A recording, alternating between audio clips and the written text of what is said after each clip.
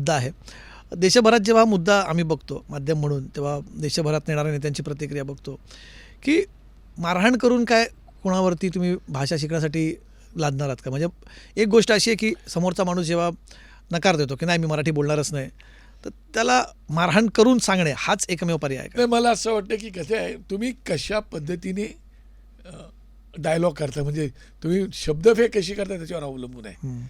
तुम्ही जर तेच सांगितलं की मला मराठी हिंदी बोलतो मी, मला मराठी येत नाही आहे हं. काय, पण तुम्ही ज्यावेळेला एकदम द्वेषाने बोलता हं.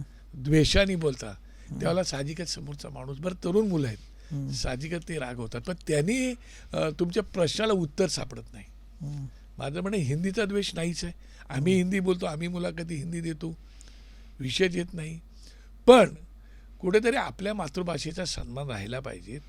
आणि मग आम्ही नेहमी म्हणतो की आपणच आपल्या मातृभाषेचा सन्मान केलाच पाहिजेत, दुसऱ्याच्या भाषेचा सन्मान केला पाहिजेत.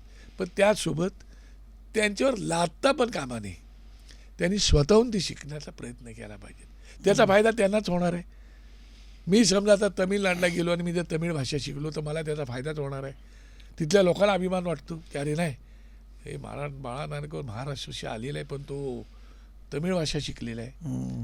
ते जर तुम्ही शिकलं तर तुमचा रिस्पेक्ट जास्त वाढणार. पण दक्षिणेकडे जाऊन शिकतात लोक. महाराष्ट्रात मुंबईत नाही, महाराष्ट्रापेक्षा महाराष्ट्रात इतर भागात होते, मुंबईत का शिकत नाहीत माणसं? त्याचं कारण असं आहे की कसं आहे, काही राजकारणातील लोकांनी राजकारणाच्या पलीकडे जाऊन काही विचार करण्याची गोष्ट आहे. तो आपण करत नाही मतांच्या लाचारीसाठी, मतांच्या गणितासाठी, की आम्हाला मतं मिळाली पाहिजेत यासाठी आम्ही कुठल्याही तडजोडी करतो.